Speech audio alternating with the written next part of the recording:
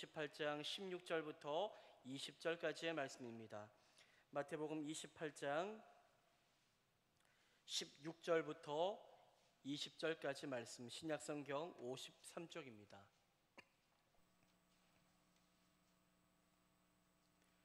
마태복음 28장 우리 16절부터 마지막 절 20절까지의 말씀을 함께 교독해서 읽겠습니다. 제가 먼저 16절 말씀 읽습니다. 11 제자가 갈릴리에 가서 예수께서 지시하신 산에 이르러 예수를 배웠고 경배하나 아직도 의심하는 사람들이 있더라. 예수께서 나와 말씀하여 이르시되 하늘과 땅의 모든 권세를 내게 주셨으니 그러므로 너희는 가서 모든 민족을 제자로 삼아 아버지와 아들과 성령의 이름으로 세례를 베풀고 함께합니다. 내가 너희에게 분부한 모든 것을 가르쳐 지키게 하라. 볼지어다 내가 세상이 끝날까지 너희와 항상 함께 있으리라 하시니라. 아멘. 이 시간 청년부가 특송으로 하나님 앞에 영광 돌려드리겠습니다.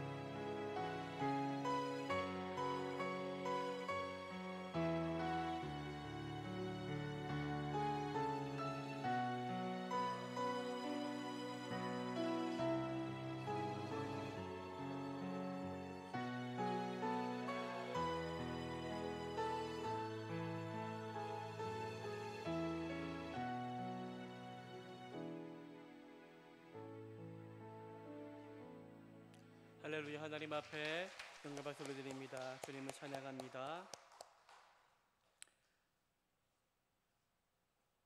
이 시간 오늘 마태복음 마지막 말씀을 함께 또 상고하며 또 기도의 제목을 삼고자 합니다. 마태복음의 마지막, 오늘 이 장면은 예수님께서 정말로 제자들과 마지막을 함께하는 사건을 다루고 있습니다. 여러분은 인생에서 누군가를 마지막으로 만나고 헤어질 때에 무슨 말을 할 것입니까? 평소에 많은 잡담을 하고 수많은 이런저런 이야기를 하며 살다가 이제 정말로 내가 누군가와 헤어지게 되고 내가 이곳을 떠나야만 할 때에 여러분은 내 옆에 있는 사람에게 무슨 말을 할 것입니까? 가벼운 이야기, 허튼 소리는 하지 않겠지요. 정말로 그 사람에게 내 마음속에 담아두었던 이야기, 그런 말을 할 것입니다. 그리고 그 말을 듣는 사람도 이 사람이 하는 말이 정말로 진심이구나 라는 것을 그렇게 느끼며 이 사람이 하는 말 모든 것을 정말로 귀를 세우고 집중하여 듣겠지요. 그리고 그 사람이 한 마지막 말을 가슴 깊이 새기며 그 말을 따르기 위하여 살아갈 것입니다. 오늘 그러한 예수님이 마지막으로 하신 당부의 말씀이 있는데요. 예수님이 죽으셨습니다. 우리의 죄 때문에. 하지만 죽으심이 끝이 아니었지요. 예수님은 우리가 정복할 수 없는 사망, 그 권세를 다 이기시고 부활하사 3일 만에 우리 가운데 다시 찾아오셨습니다. 부활하신 예수님은 40일 동안 이 땅에 함께 하시며 제자들에게 나타나셨고 실제로 몸을 만져보게 하셨고 실제로 많은 것들을 함께 먹고 마시며 함께하는 시간들을 보내셨습니다. 하지만 이제는 때가 되었습니다. 하나님이 하늘로 부르시는 때가 되어 이제 예수님은 정말로 제자들을 떠나야 할 때가 되었습니다. 부활하신 예수님은 이제는 다시는 죽지는 않으십니다. 다시는 죽지 않으시고 죽음으로 예수님은 이 땅을 떠나지는 않으십니다. 하지만 이제는 때가 되어 하늘로 올라가시게 되는데 승천하시는 역사가 일어나게 되지요. 원래 예수님이 계셨던 곳, 하나님이 계신 저 하늘로 올라가셔야 할 때가 된 것입니다. 이제 제자들과 얼굴과 얼굴을 대면하여 보면서 대화하는 것은 이제는 마지막이 된 것입니다. 오늘 본문은 그러한 배경을 하고 있습니다. 마지막인 거죠. 마지막, 승천하시기 전 제자들을 향한 마지막 당부의 말씀이 담겨 있는 것이 오늘 마태복음 28장의 말씀입니다. 예수님의 말씀은 가슴 깊이 새겨야 될 말씀이었고 또 제자들뿐만이 아니라 오늘을 살아가는 우리 또한 이 말씀이 제자들에게만이 아니라 믿는 성도인 나를 향해 하시는 말씀인 줄 믿고 우리는 그 말씀을 깊이 새기며 순종하기 위하여 살아가야 할 것입니다. 예수님은 부활하신 후에 말씀하신 대로 제자들보다 먼저 갈릴리로 가십니다. 이후 제자들도 예수님을 만나기 위해서 갈릴리로 오게 되지요. 우리 마태복음 28장 16절과 17절 말씀을 함께 한번 읽어보겠습니다. 읽겠습니다. 시작. 11 제자가 예수를 배웁고 경배하나 아직도 사람들이 있더라. 제자들은 예수님의 말씀을 따라 갈릴리로 찾아왔습니다. 갈릴리는 어떤 곳입니까? 특별한 기억이 있는 곳이었지요. 갈릴리는 예수님께서 많은 사역들을 행하셨던 곳이었고 또 제자들이 처음 예수님을 만나서 부르심을 받았던 곳이기도 하였습니다. 예수님은 일부러 이곳으로 제자들을 오고자 인도하셨습니다. 그 당시 제자들은 제자로서의 모든 모습을 다 잃어버리고 있었습니다. 예수님 따라 죽겠다고 예수님 절대로 떠나지 않겠다라고 그렇게 말했던 제자들이었는데, 예수님이 잡히고 예수님이 고통당하시고 십자가에 죽으실 때 모두 다 두려워서 예수님을 떠났던 그런 이전의 모습으로 말미암아 이제는 우리가 어떻게 제자로 살 수 있을까, 그러한 생각들을 가지고 위축되어 아무것도 하지 못하는 그런 상태로 살아가고 있었습니다. 예수님은 그러한 제자들의 모습을 다 아시고 그들에게 정말로 다시 그들의 사기를 올리고 그들을 다시 용서하사 새로운 사명을 그들에게 주시기 위하여 첫사랑의 기억이 있었던 갈릴리란 지역으로 그들을 부르셨던 것입니다. 11 제자들은 부활하신 예수님을 만났습니다. 예수님을 경배했지요. 그런데 오늘 성경을 보니 그들이 다 온전한 마음으로 경배하고 주님을 찾았던 것은 아니었던 것 같습니다. 예수님, 부활하신 예수님을 눈앞에 보고 다시 만났으면서도 아직도 의심하는 사람들, 아직도 의심하는 사람들이 있었다라고 성경은 말씀하고 있지요. 여러분, 우리는 어떻게 부활하신 예수님을 만났어도 아직도 의심할 수 있을까라고 말할 수 있지요. 그런데 저는 17절 예수를 배웠고 경배하나 아직도 의심하는 사람들이 있더라. 저는 이 말씀이 위로가 됩니다. 괜시리 위로가 되는 말씀이라고 저는 묵상해 보았습니다. 우리의 믿음도 여러분들 늘 은혜 충만하진 않잖아요. 우리도 때로는 본문에 나오는 아직도 의심하는 제자들처럼 주님의 살아계심을 믿고는 있지만 의심이 되고 때론 믿음이 연약해질 때도 있지 않습니까? 살아계신 주님, 나의 참된 소망, 주님이 나와 영원히 함께 하심을 믿습니다라고 고백은 하지만 정작 내 삶을 보니 그렇지 않은 것 같아요. 고난이 너무나 힘겹고 내가 당한 슬픔이 너무나 크다 보니 주님의 살아계심이 느껴지지 않아서 나와 함께 하시는 주님이 정말로 맞나? 주님이 정말로 살아계신가? 하는 오늘 제자들이 경험한 의심이 우리에게도 찾아올 때가 있지 않습니까? 완전한 믿음을 가진 사람은 없습니다. 다 저마다 연약한 믿음을 가지고 있고요. 믿음이 있어서 우리는 늘 자신만만해 하지만 때로는 그 자신만만하던 믿음이 두려움과 환난과 고통과 슬픔에 갇혀서 온데간데 없이 사라져 버릴 때도 많은 것이 우리의 믿음의 민낯입니다. 주님의 살아계심이 때론 온전히 믿어지지 않을 때가 있어요. 너무 힘든 고난 때문에 정말로 목사님 말씀한 것처럼 나를 주님이 붙잡고 있는 것인가? 라는 의심도 찾아올 수 있는 것이 믿음이라는 실존입니다. 우리 또한 여러분들 오늘의 본문의 제자들처럼 그런 모습일 때가 많지요. 그런데 여러분들 오늘 성경을 보면 의심하는 제자들이 있었음에도 불구하고 예수님은 무엇이라고 그들에게 말씀하십니까? 어떻게 나를 보고서도 너희가 나를 의심할 수 있어? 정말로 의심돼?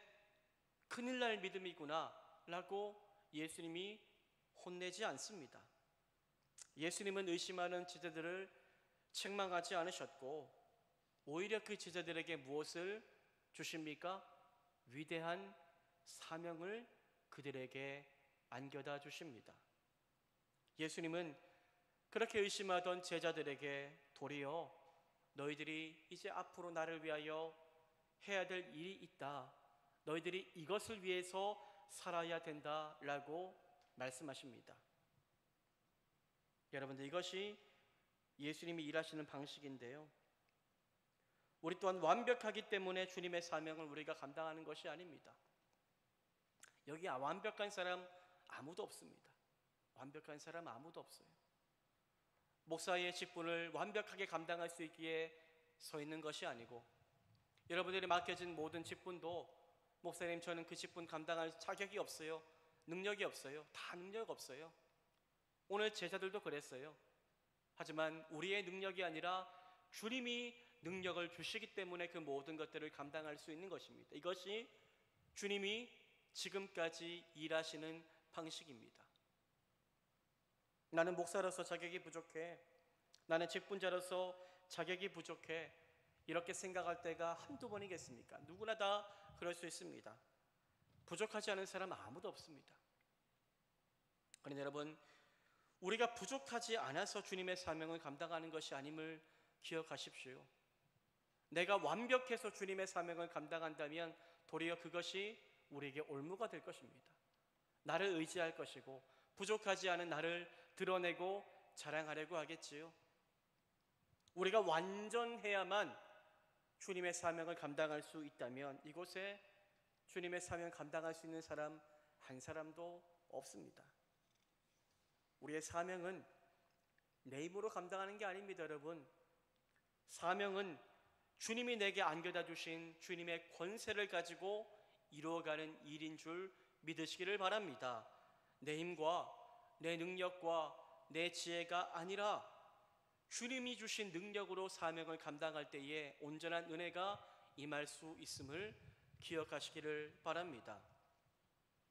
오늘 예수님은 그렇다면 어떠한 마지막 말씀을 하십니까? 예수님이 이제 마지막으로 떠나가실 때에 정말로 중요한 이야기를 하실 것인데 제자들에게 어떤 이야기 하십니까? 너희들 이렇게 하면 잘 살 거야. 이렇게 하면 부자 될 거야. 이렇게 하면 복이 임할 거야. 그런 말씀 하십니까? 예수님이 마지막으로 하신 말씀은 그런 우리가 복받고 우리가 축복의 길을 가는 그런 말씀이 아니었습니다. 예수님은 마지막으로 하신 말씀이 너희가 사는 이유가 이것 때문이다 라는 것을 말씀하십니다. 무엇일까요? 우리가 받은 복음을 가지고 그 복음을 온 세상 끝까지 전하며 제자 삼는 사역 감당하는 것, 이것이 너희가 살아갈 모든 사람의 이유이다 라고 예수님은 말씀하십니다. 여러분, 우리가 예수님 왜 믿습니까? 그저 은혜 받고 축복받기 위해서입니까? 그러면 그 생각이 끝이라면 우리는 예수님을 반쯤 정도만 믿고 있는 것입니다. 정말로 예수님이 저와 여러분에게 원하시는 것은 우리가 복받는 것, 물론 예수님이 주시는 겁니다. 우리에게 형통함의 은혜 예수님이 주시는 겁니다. 하지만 그 은혜로 말미암아 무엇을 하라고요?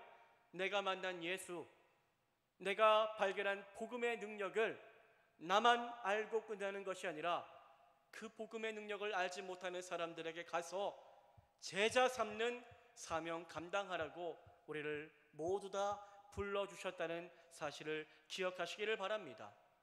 우리는 사나 죽으나 주를 위해서 사는 자입니다. 우리가 마지막 생명이 다하는 날까지 해야 할 일은 주님의 제자 삼는 일을 감당하는 것입니다. 우리가 직장에 가서 일하는 것도, 우리가 학교에 가서 공부하는 것도 결국 본질은 뭡니까? 목표는 나로 말미암아 예수 생명이 증거되는 삶을 살아가라고 그 모든 환경을 우리 가운데 허락하셨다는 사실을 잊지 마시기를 바랍니다. 오늘 예수님은 권세를 주시는데 권세를 우리 잘 먹고 잘 살라고 주신 것이 아닙니다.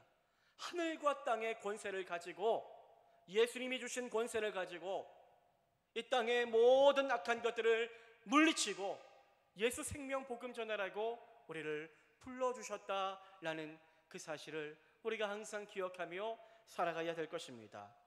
마태복음 28장 18절 말씀을 우리 함께 한번 읽어보겠습니다. 읽습니다. 시작. 예수께서 나와 말씀하여 이르시되 하늘과 땅의 모든 권세를 내게 주셨으니. 이 말씀이 정말로 중요한데요, 내 힘과 내 권세가 중요한 게 아닙니다. 여러분들, 내 힘과 내 권세, 내 능력, 우린 여기에 얽매여 있는데 이것이 중요한 것이 아니라 내게 힘과 능력과 권세를 주시는 예수님이 얼마나 위대하고 크신지를 깨닫는 것이 가장 중요한 것입니다. 여러분, 우리의 힘과 우리의 권세 아무리 커봤자 금세 사라질 것들입니다. 우리의 젊음도 금세 사라지고 우리의 지식도 금세 사라질 것들입니다. 영원한 것이 없어요. 그런데 우리는 착각하지요. 내 힘과 내 권세가 영원히 나와 함께 할 것처럼 나를 신뢰하며 살아가는데 그렇게 살지 말라고 말씀합니다. 예수님은 내가 너에게 영원토록 힘줄 거다, 권세를 줄 거다라고 말씀하시며 나를 의지하라고 예수님은 말씀하신다는 것을 항상 우리는 기억하며 살아야 할 것입니다. 십자가에서 우리를 위하여 죽으시고 무덤에 갇히셨으나 사흘 만에 사망 권세에 이기시고 다시 살아나신 예수님은 만유의 주가 되셨습니다. 하늘과 땅, 우리가 사는 모든 것을 말하는 것입니다. 하늘과 땅, 보이는 것과 보이지 않는 모든 권세가 누구의 손에 달려 있습니까? 예수님의 손에 달려 있는 겁니다. 그렇기 때문에 우리는 아무 염려 안 해도 됩니다. 내 힘과 내 능력과 내 권세가 작아도 괜찮습니다. 우리는 그저 내게 힘 주시는, 권세 주시는 예수님의 그 능력을 받기만 하면 되는 것입니다.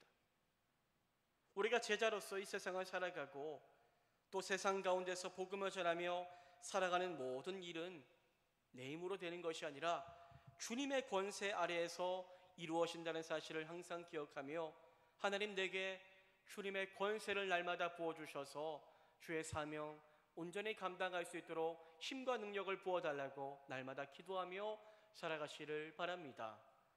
세상 속에서 우리가 제자답게 살아가야 되는데요, 세상 가운데서 제자답게 살고자 할 때에 우리가 살아가는 모든 자리에서 주님이 맡겨주신 사명, 그 복음을 전하는 삶을 살아가야 할 때에 우리에게 필요한 것은 하늘과 땅의 권세를 주시는 예수 그리스도의 이름의 능력인 줄 믿고 그 이름을 날마다 부르며 살아가시기를 바랍니다.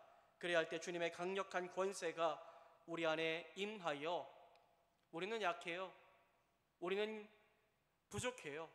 하지만 내게 힘 주시고 지혜 주시고 능력 주시는 주님의 권세로 인하여 우리가 담대하게 복음을 전하며 주님의 제자 삼는 사역들을 믿음 안에 감당하게 하실 줄 믿으시기를 바랍니다. 예수님은 제자들에게 당신의 권세를 다 안겨다 주셨습니다. 무엇을 하라고 권세를 주셨습니까? 우리 마태복음 28장 19절과 20절 말씀을 함께 한번 읽어보겠습니다. 읽습니다. 시작. 그러므로 너희는 가서 모든 민족을 제자로 삼아 아버지와 아들과 성령의 이름으로 세례를 베풀고 내가 너희에게 분부한 모든 것을 가르쳐 지키게 하라. 볼지어다 내가 세상 끝날까지 너희와 항상 함께 있으리라 하시니라. 아멘. 삶의 이유가 없는 사람들이 있습니다. 그런데 예수 만난 사람들은 삶의 이유가 없을 수 없습니다. 예수님의 뜻을 이루는 것이 그리스도인의 삶의 이유이지요. 그러면 우리는 어떻게 예수님의 뜻을 이루며 살아가야 할까요? 물론 성경에 많은 것들이 기록되어 있지만 한 가지만 이야기한다면 오늘 본문에서 읽은 말씀이라고 저는 믿습니다. 위대한 미션이라고 우리는 이 말씀을 부르는데요, 미션, 사명, 우리가 살아갈 이유, 이것이 오늘 본문에 담겨져 있다는 것입니다. 우리가 무엇을 위해서 살아야 됩니까? 그러므로 너희는 가서 모든 민족을 제자로 삼아 아버지와 아들과 성령의 이름으로 세례를 베풀고 내가 너희에게 분부한 모든 것을 가르쳐 지키게 하라. 볼지어다 내가 세상 끝날까지 너희와 항상 함께 있으리라. 이 말씀대로 살아가는 것이 우리가 살아갈 이유인 줄 여러분들 믿음으로 확신하시기를 바랍니다. 이 땅에서 모든 믿는 자들이 해야 될 일은 무엇일까요? 요약하면 무엇일까요? 제자 삼는 사명 감당하는 겁니다. 제자 삼는 사명. 어떻게 하는 것이 제자 삼는 것이라고 말할 수 있을까요? 어떻게 우리는 제자 삼는 사명을 감당할 수 있을까요? 한번 따라합시다. 그러므로 너희는 가서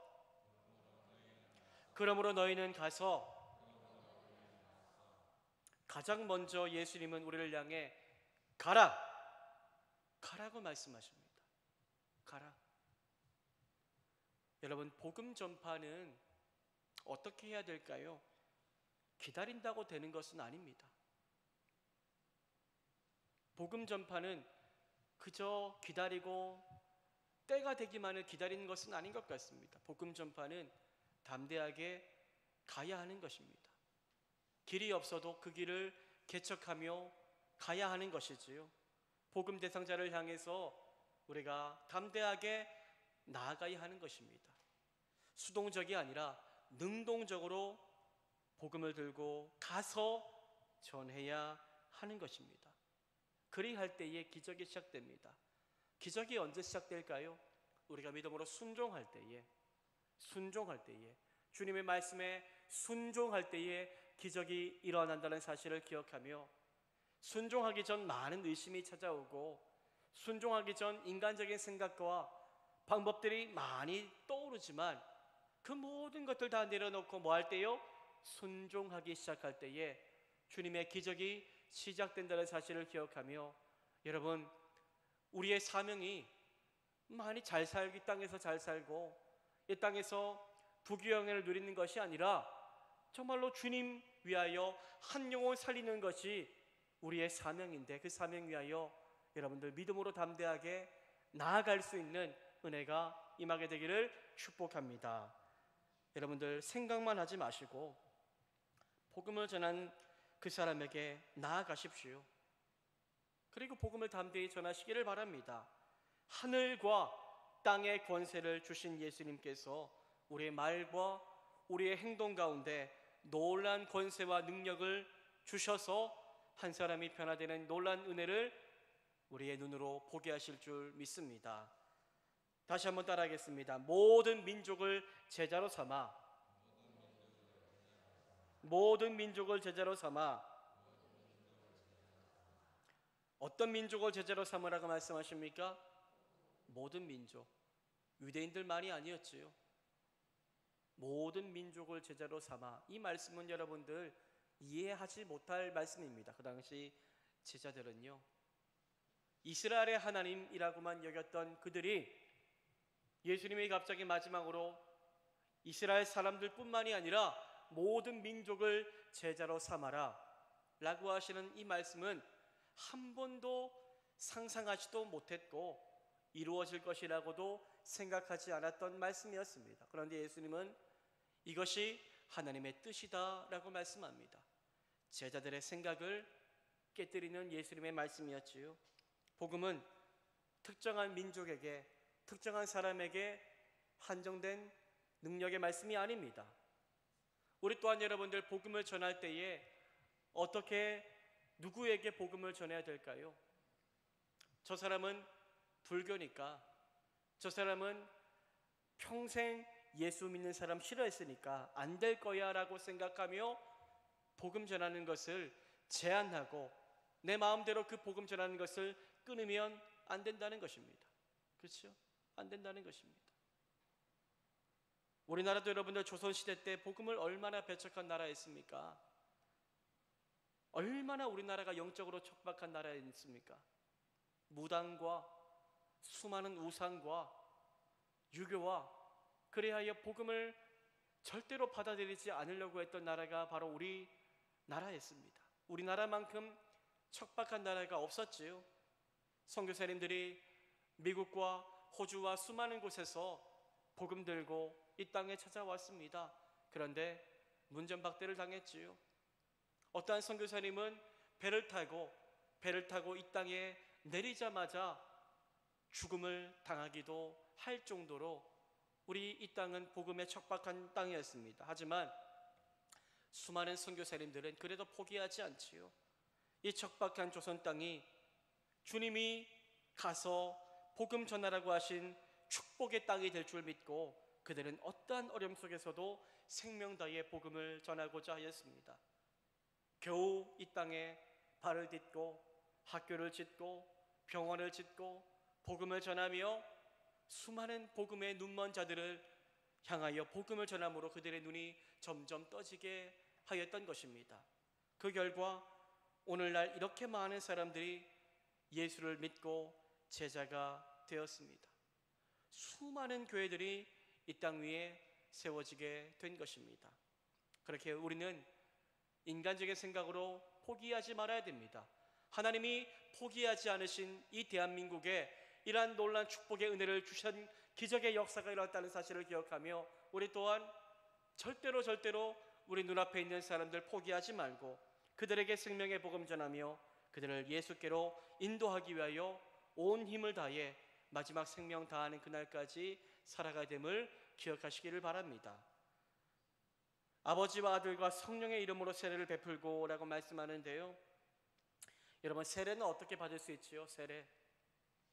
세례는 교회 등록하고 믿음을 갖고 6개월이 지나 학습받고 또 6개월이 지나면 받을 수 있는 것입니까? 그런 의미로 예수님께서 하신 말씀이 아닙니다. 세례란 게 뭘까요? 세례는 세례받을 수 있는 가장 소중한 자격은 무엇일까요? 내가 스스로 예수를 구주라고 고백할 수 있는 자만이 받을 수 있는 것이 바로 세례입니다. 그렇죠? 아무리 오래 교회 다녔어도 나는 예수를 구주로 믿지 않습니다 라고 말한다면 세례 받을 수 없는 거예요. 세례는 스스로 신앙을 고백할 수 있는 것인데, 이렇게 스스로 신앙을 고백할 수 있도록 우리가 사람들을 가르치고 제자 삼아야 한다라고 성경은 말씀합니다. 이러한 사명을 교회가 잘 감당해야 되는 거지요. 그리고 마지막으로 무엇이라고 말씀합니까? 내가 너희에게 분부한 모든 것을 가르쳐 지키게 하라. 우리가 감당해야 될 사명은 그들이 복음을 나를 통하여 듣습니다. 신앙의 확신을 가집니다. 거기서 끝나는 것이 아니라 그 이후에 그들 또한 나와 같은 제자가 되어 삶에서 말씀 앞에 순종하는 사명자로 살아가도록 그들을 세워야 한다라고 말씀하는 것이요. 우리의 복음 전파로 인하여 누군가가 예수님을 믿고 믿음이 성장하고 나와 동일한 사명자로 거듭나게 되는 놀라운 일들이 주님의 이름 안에 이루어지게 되기를 축복합니다. 그리고 복음 전파의 사명을 감당할 때에 항상 기억해야 될 중요한 말씀이 있는데요, 볼지어다 내가 세상 끝날까지 너희와 항상 함께 있으리라. 이 말씀을 항상 기억해야 됩니다. 예수님의 마지막 이 말씀은 복음 전파의 사명이 우리 혼자만의 외로운 싸움이 아님을 알려줍니다. 복음 전파는 영적 전쟁인데요, 한 사람의 그 견고한 악한 진이 무너지는 것입니다. 이 영적 전쟁은 누구와 함께하는 전쟁입니까? 예수님과 함께하는 영적 전쟁입니다. 우리와 함께 하시는 예수님은 우리에게 사명 주고 너 이렇게 해 라고 말씀하시며 우리를 떠나신 것이 아니라 우리와 늘 함께 하시며 우리에게 힘과 능력과 지혜를 공급하여 주실 것입니다. 우리와 항상 함께 하시며 우리를 위하여 싸우실 것입니다. 여러분, 주님은 오늘 우리를 향해 생생하게 말씀하시는 줄 믿습니다. 너희는 가서 모든 민족을 제자로 삼으라. 이 말씀이 누구에게 전해진 말씀입니까? 그 당시 제자들에게만이 아니라 목회자에게만이 아니라 선교사에게만이 아니라 모든 믿음을 가진 그리스도인에게 주어진 위대한 주님의 사명임을 항상 기억하며 살아가시기를 바랍니다. 어디에서 무엇을 하건 제자 삼는 사명 감당하시길 바랍니다. 교회, 가정, 직장, 이웃과의 만남에서 무엇을 내가 해야 할까? 내가 어떻게 이 사람들을 제자 삼아야 할까? 이것이 내 삶의 이유이고 삶의 목적이 된다면 우리의 삶은 단순해지고 그 사명 향하여 우리는 끝까지 달려가는 믿음의 사명자가 될 줄 믿습니다.